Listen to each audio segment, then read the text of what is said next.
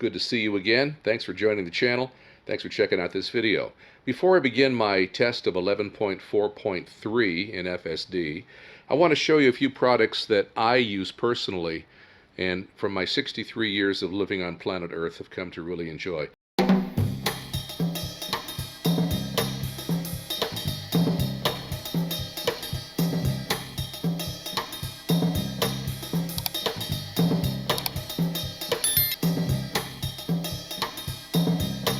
First, let me show you this car. I don't know if you can see the shine on it or not. You probably can. This car's got 65,000 miles on it. No PPF. But I just wanted you to look at this finish on my 2018 Model 3. I went to the wash, the touchless car wash, a few days ago. But it's going to continue looking this good for the next couple of weeks because I use certain products. First of all, if you ever get a surface scratch in the paint, I highly recommend this product. Number 7 Auto Polish and Cleaner. It used to be produced by DuPont. They sold it to whoever's making it now. But it's the same formulation. I've been using it for about 30-40 years. You won't believe how this takes out minor surface scratches, paint transfer, all that sort of thing.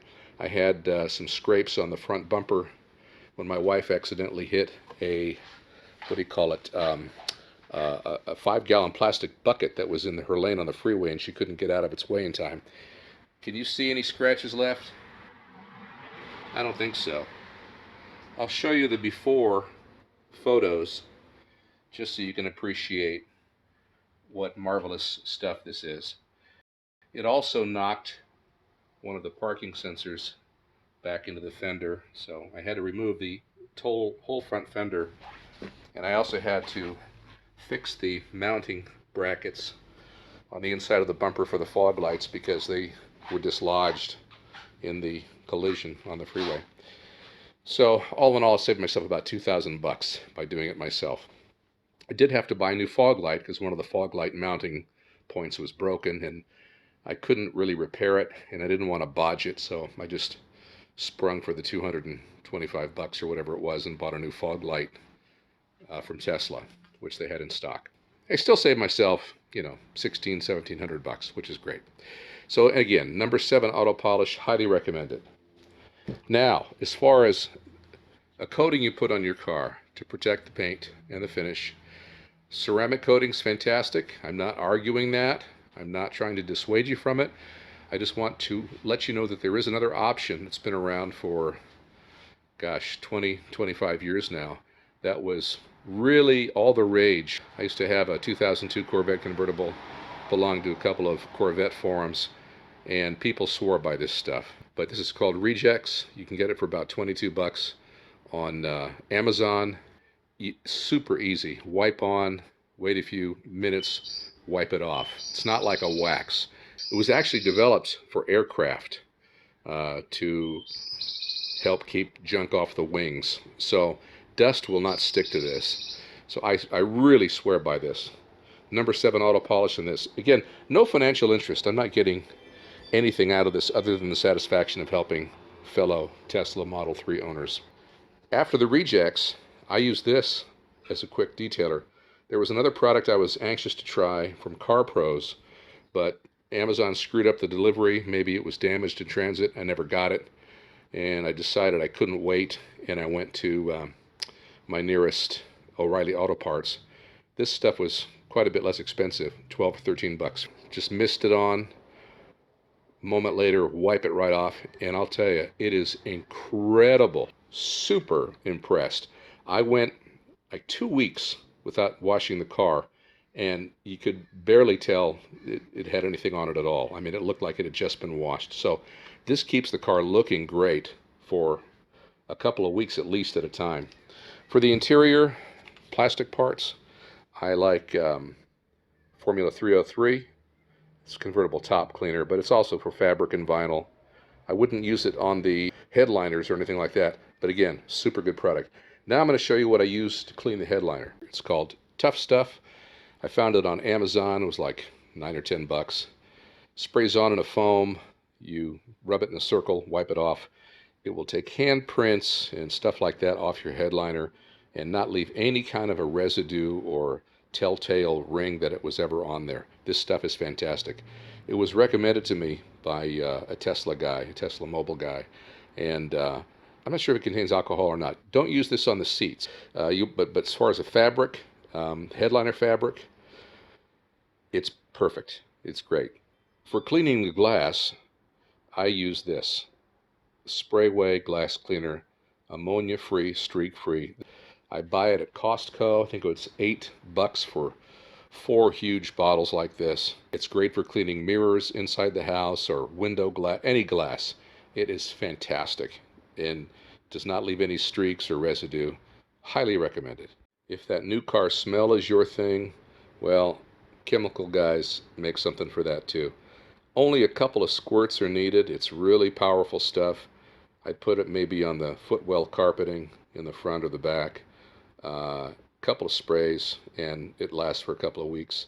You may not care for it. I'm not sure if I do. It's okay. But if you want a new car smell, this is the stuff to get. For cleaning the seats, the white seats, I use a mixture of Dr. Bronner's, and I use the peppermint stuff. I couldn't find unscented. 1 tablespoon per 5 ounces or something like that. Anyway, spray it on, wipe it off, go back over it with a damp microfiber cloth to clean off any lingering soap residue. And there you have seats with 65,000 miles on them. Okay, let's look at the front seats. You're thinking, nobody sits in the back. These are the front seats that we use all the time. And they look every bit as good. Now I'm going to show you something really exciting. I just installed this Otrifowd, what a weird name, Otrifowd screen system for my Model 3 to let the sun in when I want it and to keep it out when I don't. They've recently reduced the price by half. They also made another nice change. Before, it used up more glass real estate on the sides. Now you've got to hide the tracks, so I understand you have to lose some glass space, but you really don't lose too much. Now this is the back seat right here. Hard to see because I'm right up on it, but it just slides out of the way, and then you've got, beautiful view to work with. Now I'm going to mount the camera. I'm not sure where I'm going to mount it, either back here or maybe on the glass up here, but it's going to be a lot easier now because getting the other temporary sunshades out of the way was a real pain in the neck. So again, highly recommended. They don't rattle, they don't squeak, super easy installation, and they look OEM. You may not care for it. Some people complain about the pleats, but this is good stuff. It insulates from the heat, and if you really want to see a great review on it, go to this guy Shiva, I think his name is Shiva Sapkoto, S-A-P-K-O-T-O, here on YouTube. Shiva, S-H-I-V-A. Look up his channel, and he does a great whole review about installing this, how easy it is, and he's got better shots for you as far as it opening and closing and all that stuff. But it's now $249 on Amazon, and with free returns, hey, it was a no-brainer for me. I decided, yeah, I would really like to be able to quickly and easily open up the glass and enjoy the view of the clouds at the stop signs. Okay, now this is a really weird thing about this version of the software. FSD wants to drive 45 miles per hour down my street, but only 25 miles per hour up my street. Now, we have signs on the street posts that read 20 miles per hour, but for whatever reason, no version of beta has been able to figure that out yet. Getting out of this gate has been a really super problem, and we'll see what the car does. It's just going to sit here. Okay, saw that guy. That's good. Maybe we can just follow him out. That'd be super. It looks like that's what we're preparing to do. Yeah, good. Now we've got, a kid on a scooter. See what it does about him. Okay, no worries. We've got an unprotected left turn coming up here that I've not really done before, so I'm a little nervous about it. There is a merge median there. We're kind of hanging way back. Can't see anything. See a Jeep coming my way on the left. We're edging out, and yeah, good. Nice, assertive. Nothing wrong with that. That was beautiful. This is only my second drive with 11.4.3. I was one of the lucky ones who received it a couple of days ago, but I was in recovery mode. We had our son and 3-year-old grandson visiting from Austin over the weekend to celebrate my son's birthday, and we hadn't seen our grandson in about a year. Very active little guy, adorable, and he wore me and my wife out totally. We were like spent, and we're getting colds now, so there you go. Anyhow, this is good. This lane on the right is, you probably can't see the faint lines, but it's no longer a traffic lane. And the car wanted to jut over that way for some weird reason. Now it's making its move, which is fine. Smooth, good speed, confident. Making the turn. And good acceleration coming out of it. Lane change, which is great, because we're going to be taking a left up ahead. So far, 11.4.3 really isn't bad. I've only taken one other drive with it, and it did a really strange thing. Came to another gate in my community and told me to take over immediately. There was people nearby. It just didn't know what to do. Got the red steering wheel, take over, and I did. And I finally got through. Didn't count as a strike against me, thank goodness. But it was a very strange thing. Okay, we got the left turn lane and going through the yellow here, but perfectly. Got a guy behind me going through the red as a result. That's fine. Now we're going to be making a right turn up ahead. We'll see how long it takes Beta to get there. I am in assertive mode. I don't have minimum lane changing selected, so I'm just letting it do what it wants to do. And so far on this drive, it's doing absolutely beautifully. If you are enjoying the video so far and you're still with us, I'd sure appreciate a like. I'm under no illusion that I'm ever going to earn any kind of streaming income from this channel. I'm doing it basically for my own entertainment and hopefully to provide a service to others. That's the main thing. But the more likes that it gets, the better positioning in the algorithm. And I may go from 60 subscribers, and I thank you all so much. I may go from 60 subscribers to 100. You never know. So if you like what you're hearing and seeing, please do give me a like. One of my last videos, you can probably tell a difference in my voice. Maybe, maybe not. I was actually losing my voice. I talk out loud for a living, so that was a real problem for me. And it was a really strange thing. It turns out my vocal cords were starting to atrophy. I had a band, and I quit the band about 2 years ago, and because I wasn't belting out songs at the top of my lungs for 3 hours, doing vocal impressions of the original singers, my vocal cords started to atrophy, which was scary. Anyway, some vocal exercises, help from a speech pathologist, and everything was cool.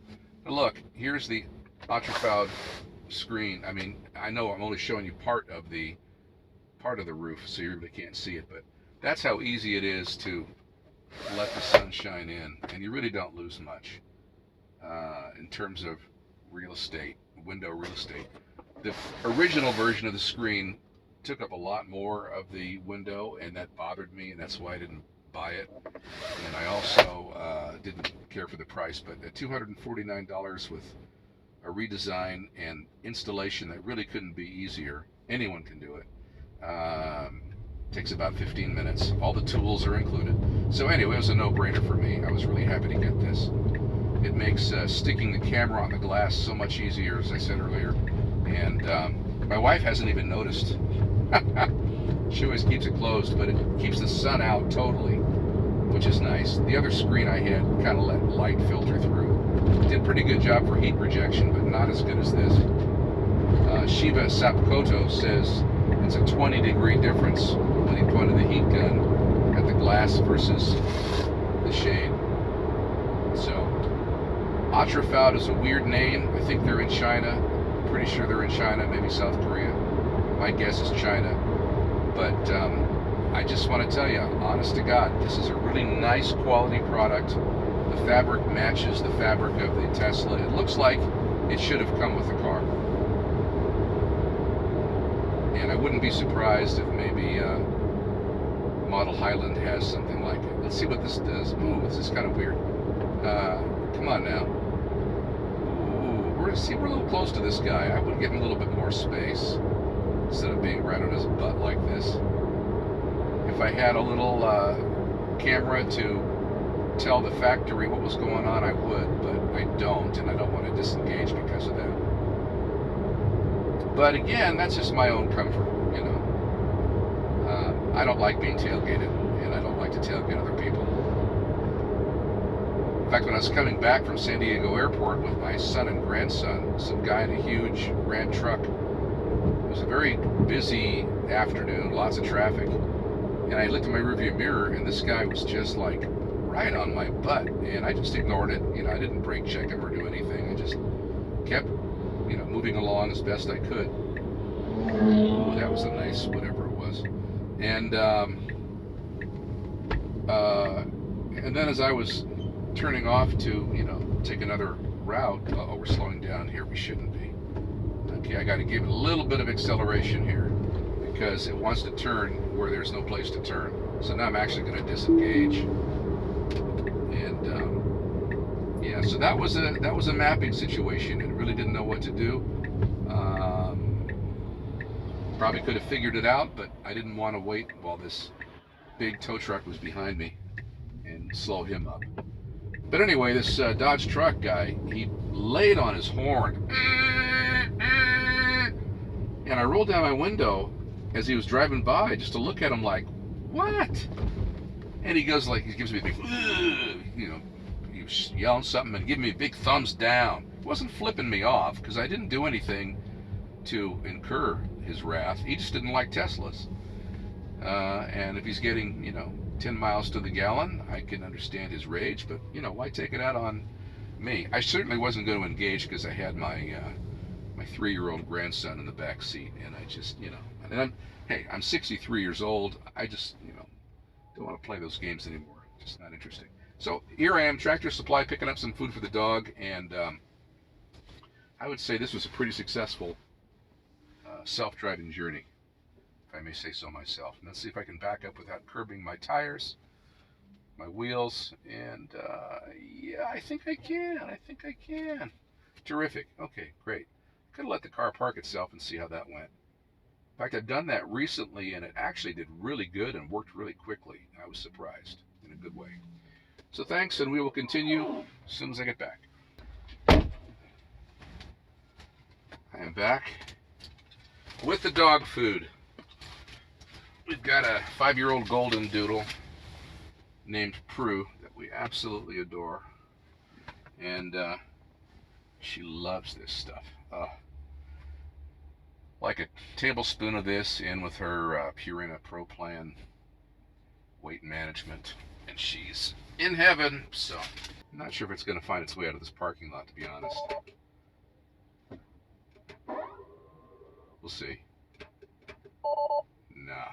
Okay. Temporarily unavailable. So we'll get out to the street.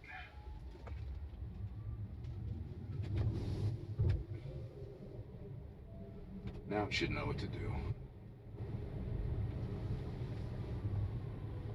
No? There we go. Okay. Clear coast on the left, so we should be zipping through here. Good, good, good. Yeah, so 11.4.3, you know, there's a lot to like. I hear that 11.4.4 is already going to start rolling out at the end of this week. I mean, in other words, tomorrow. So it's June 15th today, so the 16th we should be getting 4.4. And we really didn't have to hesitate quite as long as we did there, but that's okay. I'd always rather this err on the side of caution, and I'm not going to take any points away for that. Not as smooth or aggressive as I would be, although it certainly is now. But and the turning's very smooth, man. This just feels really good.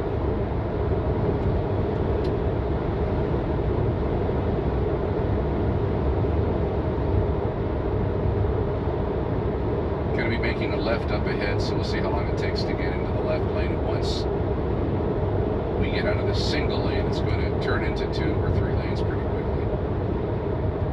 I like it. Taking the correct lane, like boom. No signal, just, yeah, that's where we need to go. And it's right.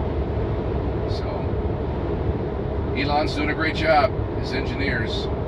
Now, see, I would have started braking, using the regenerative braking, well before it started slowing down. Because I like to get away with no brakes if I can. I want to use the brakes as little as possible. FSD tends to use them a little bit more. But again, that's all fine. Anything on the side of caution is great.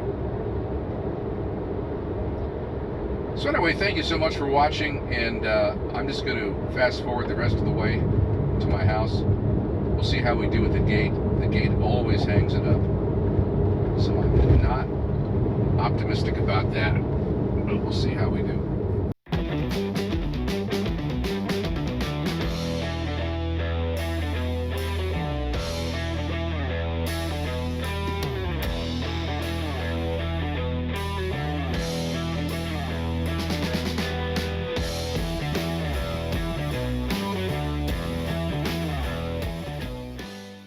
My gate is supposed to automatically open.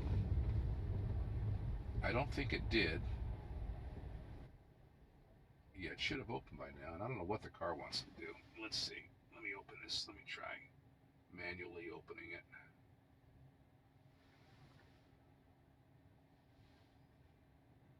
Okay, the gate is opening. Is it going to recognize it? And I'm going to have to say no. It does not see the black gate. So I'm going to have to take over here.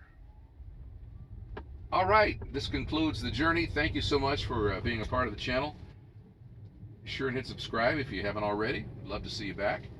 And if you like the video, please give it a like to help the algorithm so more people can find it. All right, have a great one. Good luck with everything you do.